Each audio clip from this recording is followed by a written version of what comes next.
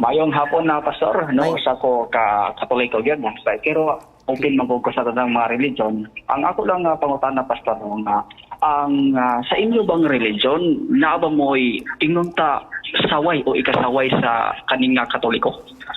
Sa among nga religion, naa ba mi ikasaway sa mao nga Katoliko? Igsoon, sugin lang ko kamo, comparative lang yun ang mahitabo. Sama sa Katoliko, mo comparative gyapon sa mga Protestant. Ing ana, namugot tay duha ka klase nga criticism igsoon. Ang constructive criticism o ang destructive criticism. Ang Seventh-day Adventist, naa kami sa constructive criticism. Okay? Go ahead, follow up. Okay. Kung ingana pastor no, na may panurdihon nga ang tinuod nga religion katong nagsangyaw sa gugma. O kung may pag nagsangyaw sa gugma, of course dili ta makasaway ngadto sa uban. So unsay reaction ni niya pastor? Ang ako reaksyon niya na igsoon, wala gidili sa Biblia ang constructive criticism. Ang gidili katong destructive. Mismo pa si Jesus Christ naggamit ni anang mga constructive criticism. Atong tanaw na Biblia. Dirita sa Juan Kapitulo 2. Okay?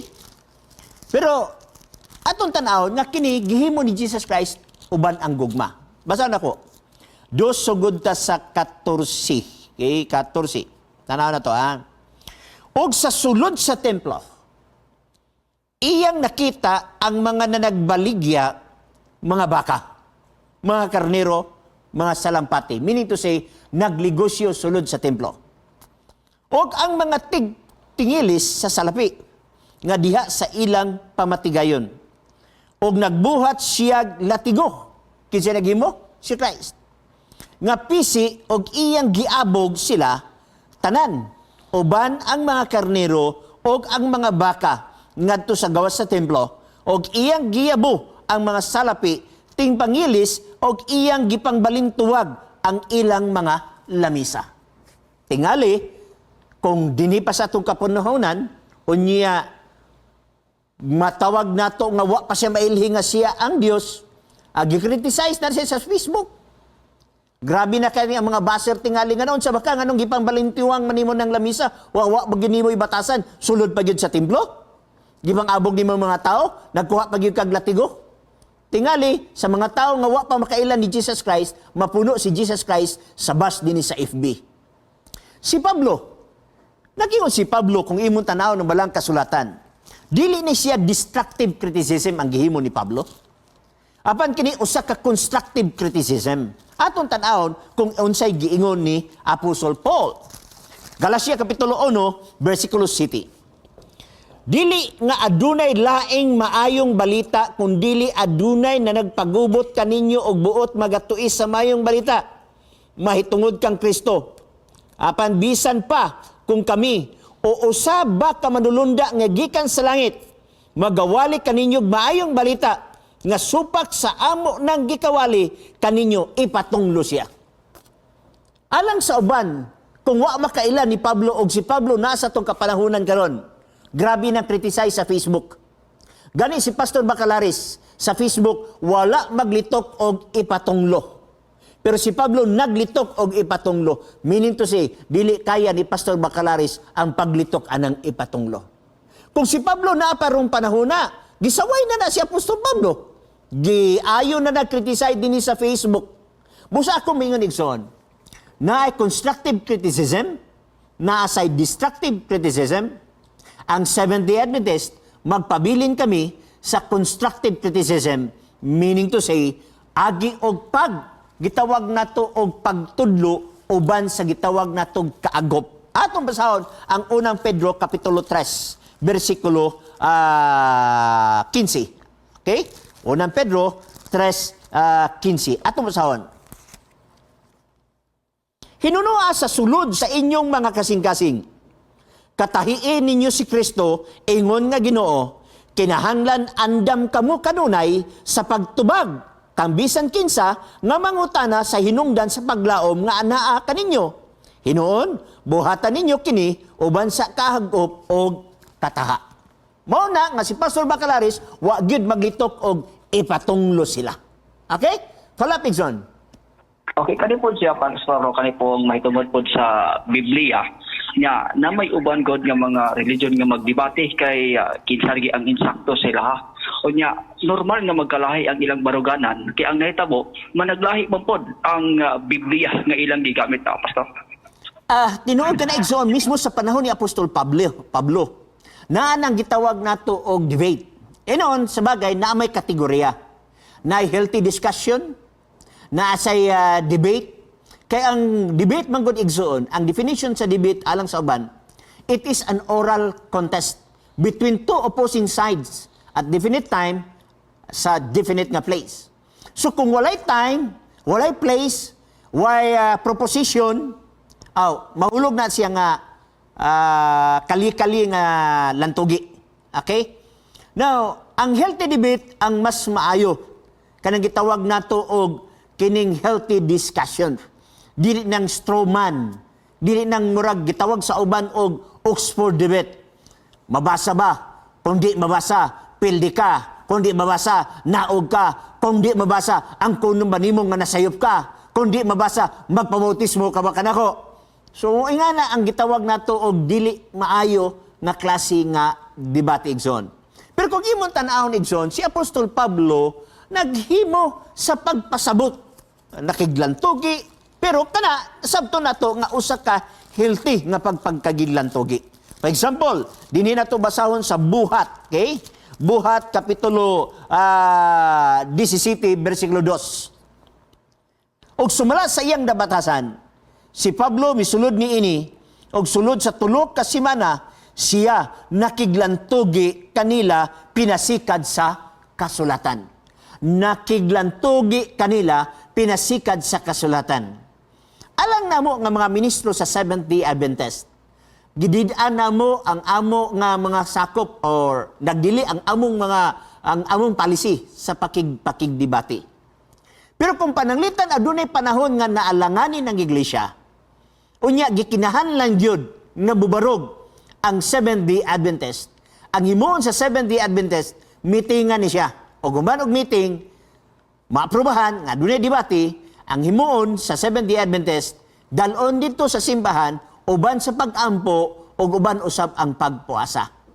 Kay ang debate igsoon, dili niya padaghanay o kaalam, kundi pagpresentar sa kaalam, nga diin ato nga madawat.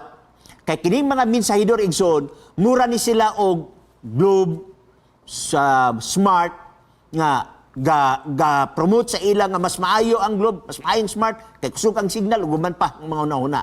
Ingana, pero ikaw lang gihapon ang mupili sa imong gusto nga imong pasakupan base sa imong nasabtan. Palapit John. Kani po ang Bible pastor no atong nabatan nga ilahi siya. So unsa ba imong knowledge po ani mahitungod kung hisgutan tang history pastor kaning Bible nga managlahi man ang version labi na kung managlahi pod nga religion. Actually dili malikayan nga managlahi gyud ang version. Nga naman daghan naman tag pinulungan. Di sad mahimo nga ang Biblia sa Hebrew ipabasa nimo dinhi sa Pilipinas. Di sad mahimo nga ang Biblia nga Griego ipabasa nimo dito sa Amerika. So aduna gyud translation. Kung adunay translation igsoon, managlahi gina.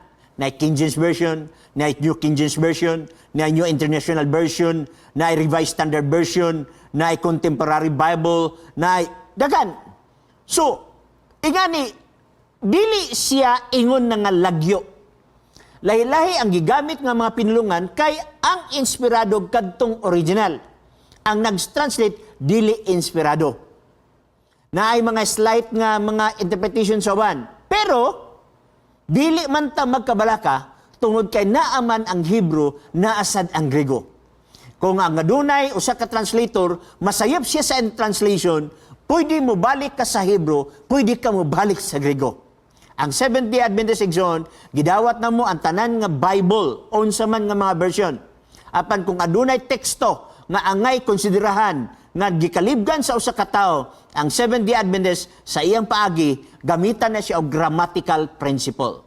Ang grammatical principle igsoon iagi na balik dito sa original nga pinulungan kung Old Testament man na basahon sa Hebrew, New Testament man na basahon sa Griego og unsa ang iyang kahulugan kay ang tao makakamitar og mistake usahay sa gitawag natog kahulugan.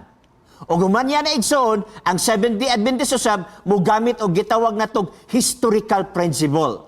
Nga diin, unsa man ang available nga mga history, balik niya na nga mga panahona aron madungagan ang imong talantip sa pagsabot sa balaang nga kasulatan. Ang Seventh-day Adventist usab nag-consider sa gitawag nato og literary principle. I-consider sa Adventist kung unsa na siya nga clarity nga figure of speech. Simile ba na siya? Personification ba na siya?